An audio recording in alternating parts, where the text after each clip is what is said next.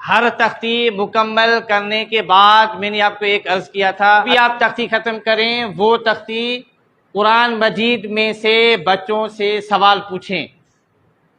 कुरान मजीद खोल के कोई भी आयत लिखो। अभी आपने मुकम्मल शक्लें समझा ली हैं बच्चों को, तो कोई भी आयत आप लिखें तो बच्चों में इस्तेदाद होनी चाहिए। और इस बात पे बच्चे खुश भी होते हैं कि मैं पढ़ तो पहली तख्ती रहा हूँ, लेकिन मुझे कुरान मजीद भी आता है। यानी बच्चों को इतना उसकी हरफ की शक्ल इतनी याद हो कि वो बच्चा उस शक्ल को जहाँ भी देखे वो समझ जाए कि ये कौन सा हरूफ है। मसलन सूरतुल फातिहा की कल हमने पहली आयत लिखी थी, ठीक है, मैं वो ही लिखता हूँ।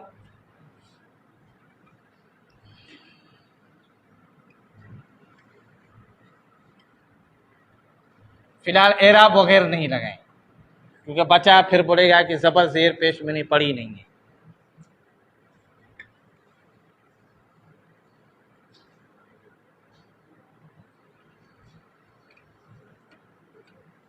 अभी आपके बच्चे ने पूरी तरह शक्लें समझ ली हैं।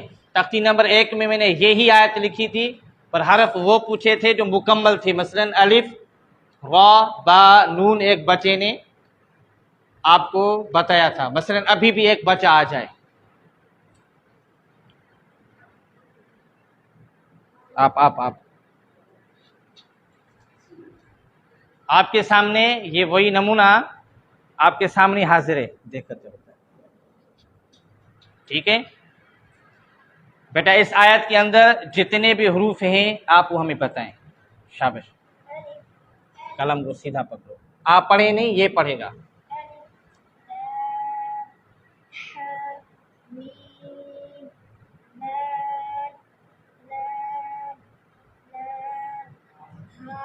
आवाज से आवाज निकालो। शाबाश।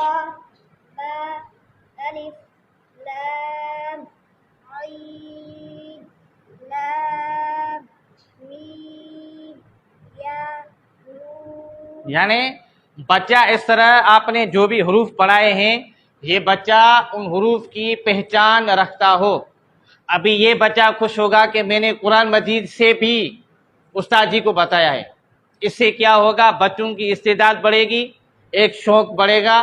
तो यही तरीका आपने 1, 2, 3 आयत हर बच्चे के सामने लेकर बोर्ड पे बच्चों से बोलो कि ये इनमें से कौन से हरूफ आपने पढ़े हैं। ये देखो, मीम भी ये शक्ल पढ़ी है, हा की ये शक्ल पढ़ी है, हा की ये शक्ल पढ़ी है, रा की वही शक्ल है, बा पूरी शक्ल में, अलिफ लाम, यानी जो भी हरूफ हैं बच्चे ने पूरी शक्लें पढ़ ली हैं, उनको मालूम है ये कौन सा हरफ है।